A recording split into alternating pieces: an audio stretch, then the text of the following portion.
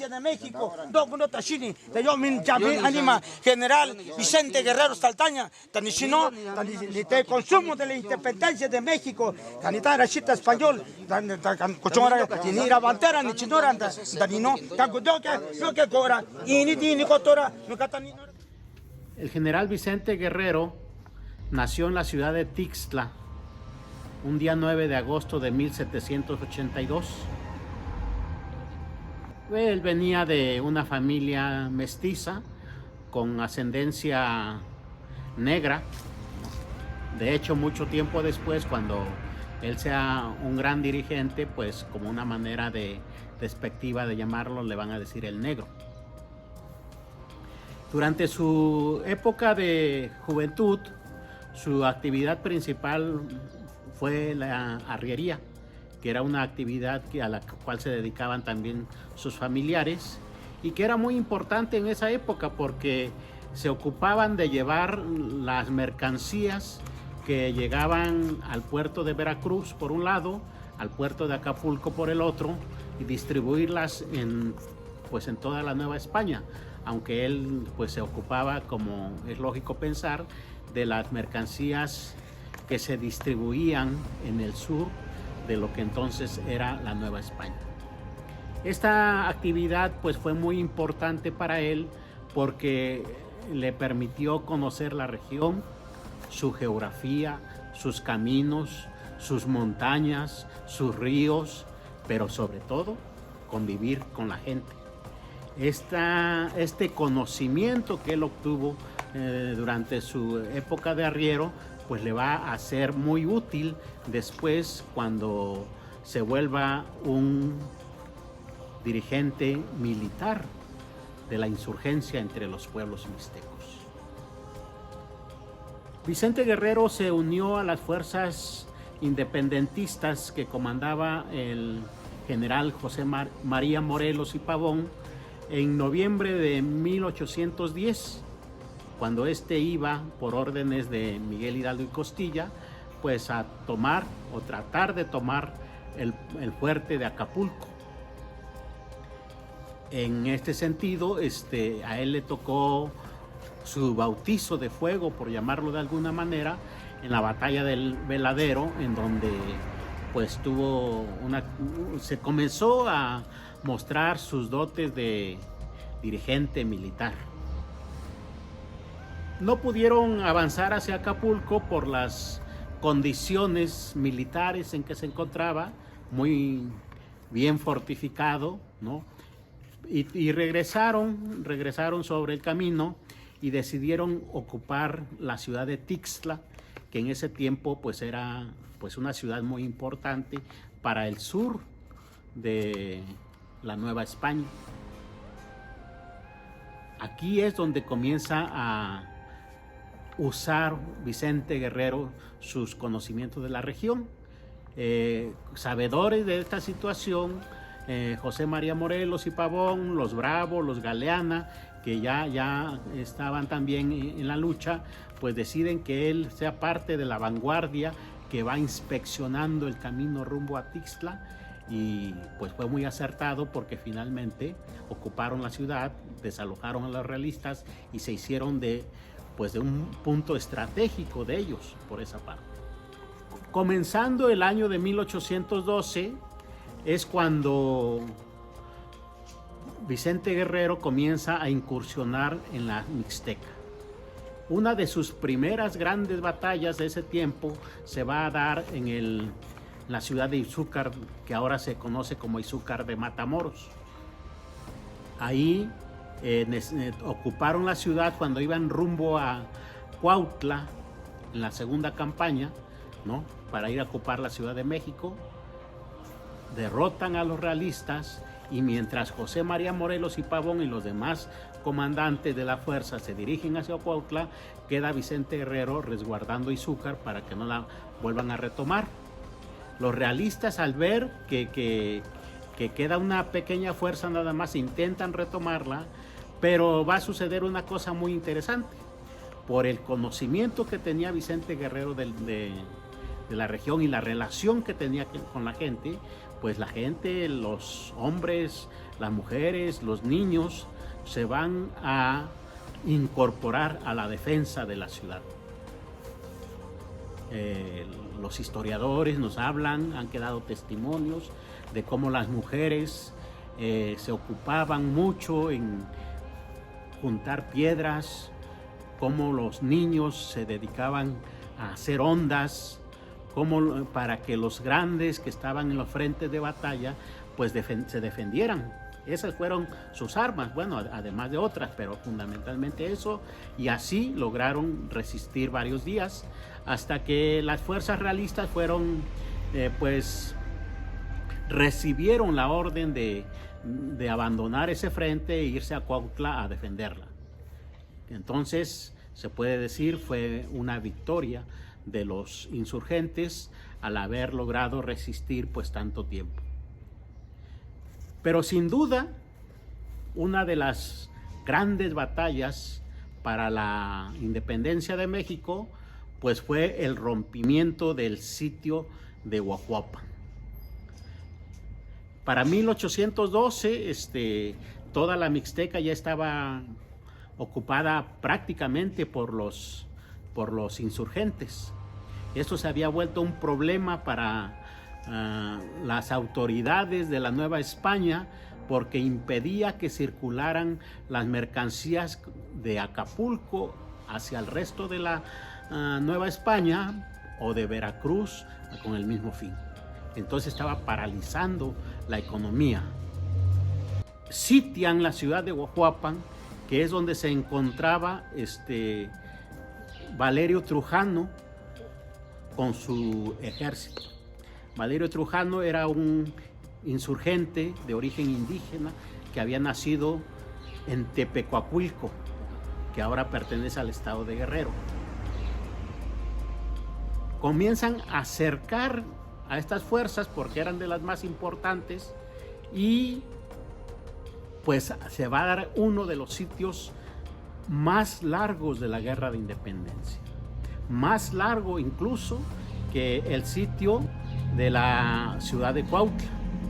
Ya cuando tenían más o menos 3 meses de sitiados, pues comenzó a cundir la desesperación entre los sitiados porque comenzó a escasear la comida, comenzaron a escasear las municiones, no se sabía qué iba a pasar.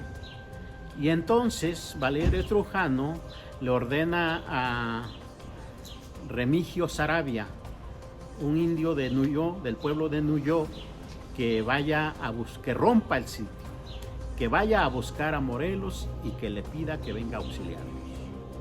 Remigio Saravia, el indio de Nuyó, como la historia lo recuerda, rompe el sitio, se va caminando, busca a Morelos, lo encuentra en Tixtla y le da el mensaje, y estos inmediatamente arman todas sus fuerzas para ir a romper el sitio de Huajuapan.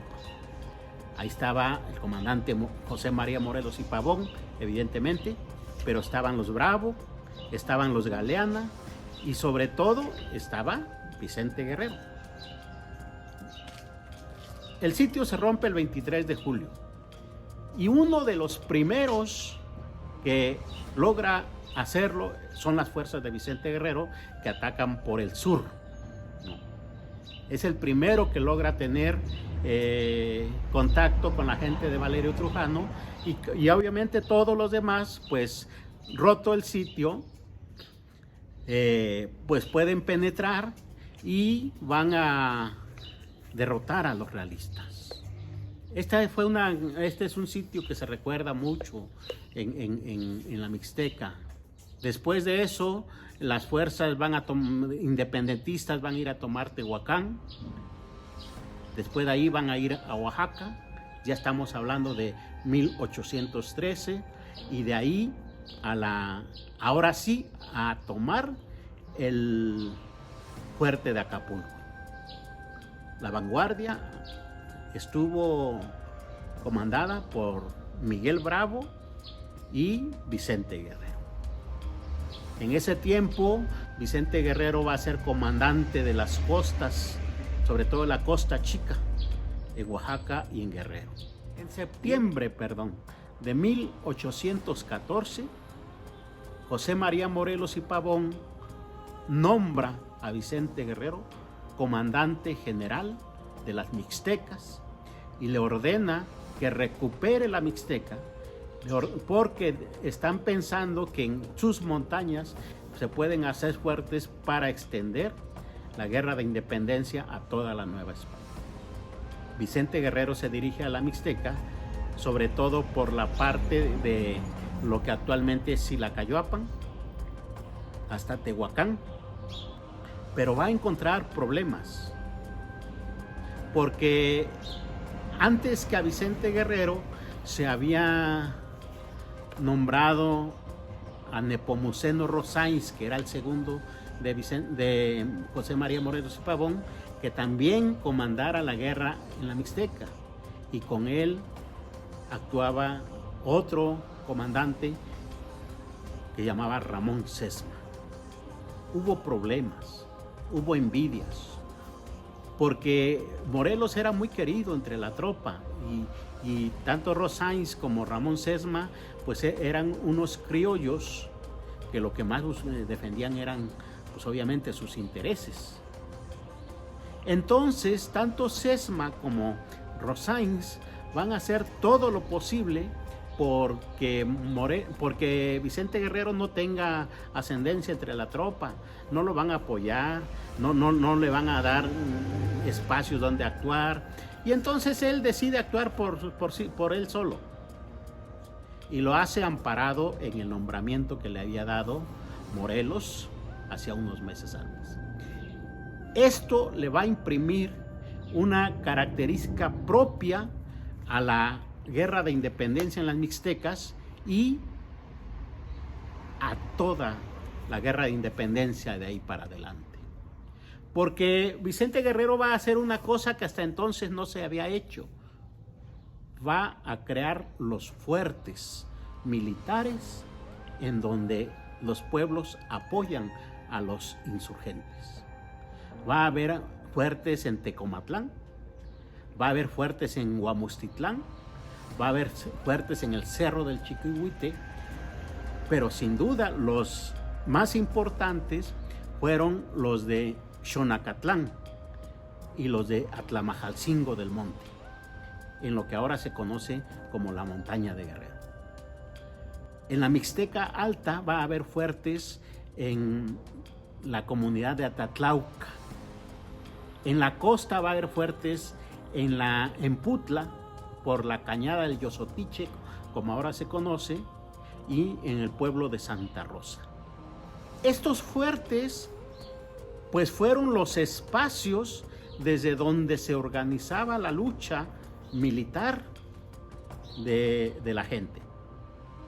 Pero no solo eran eso, desde ahí también se organizaban los gobiernos civiles, se establecían las formas de obtener alimentación para la gente, es decir, se procuraba que las tierras se sembraran, que hubiera ganado para que pudieran comer.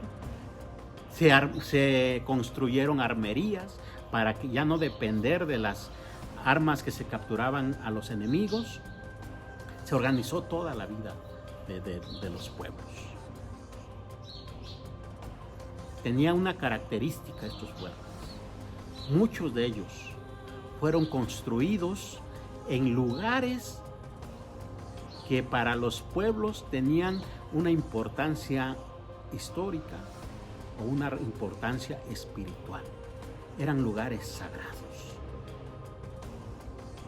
Eso va a cambiar, como decía, la lógica de la guerra independentista y va a dar frutos importantes.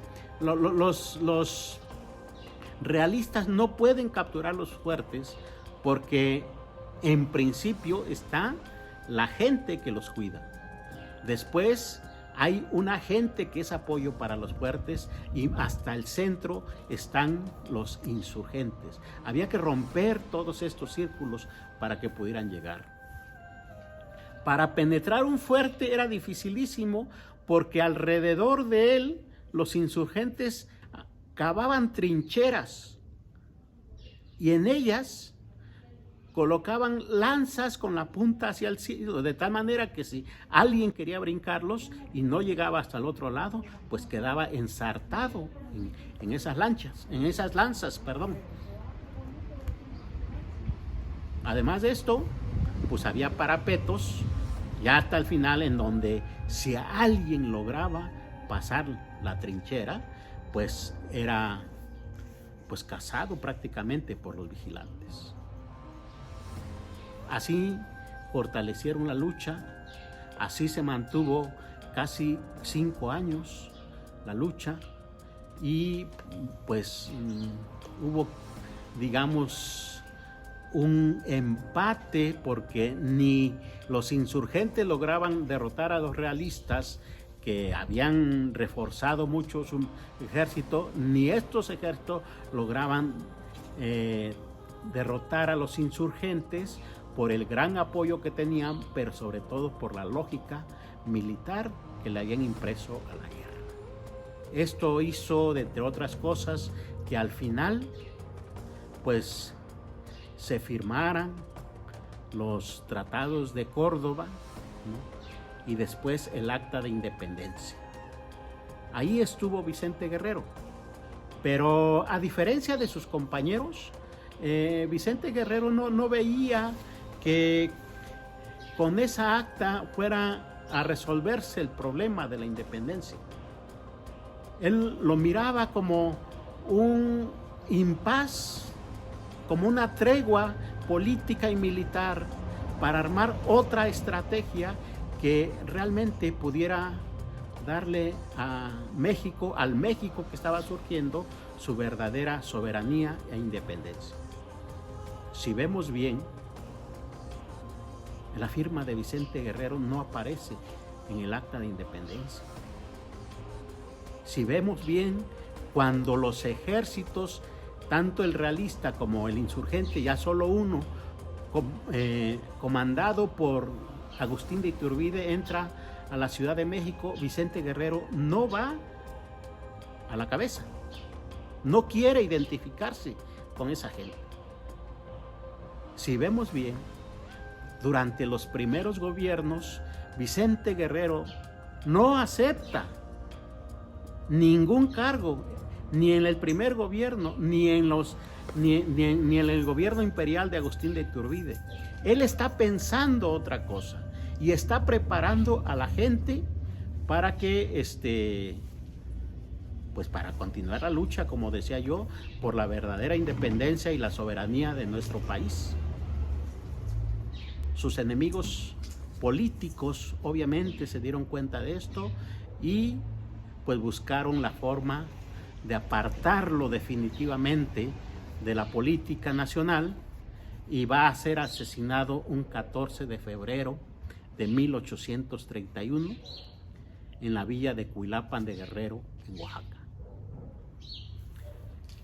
Hoy, después de 200 años de la consumación de la Guerra de Independencia, en los pueblos de la Mixteca hay quien afirma que Vicente Guerrero cabalga todavía por sus montañas. Dicen que en muchos casos se presenta y hace justicia. Algunos hasta afirman que hace milagros y le tienen pues su imagen con veladoras, con velas, como si fuera un santo. Algunos más pues afirman que esto sucede porque las condiciones en que viven los pueblos mixtecos no distan mucho de las que vivían hace 200 años y que pues andan esperando que vuelva Vicente Guerrero para continuar la lucha. Muchas gracias. Se desempeñó de arriero en su plena juventud, conociendo los caminos de las montañas del sur.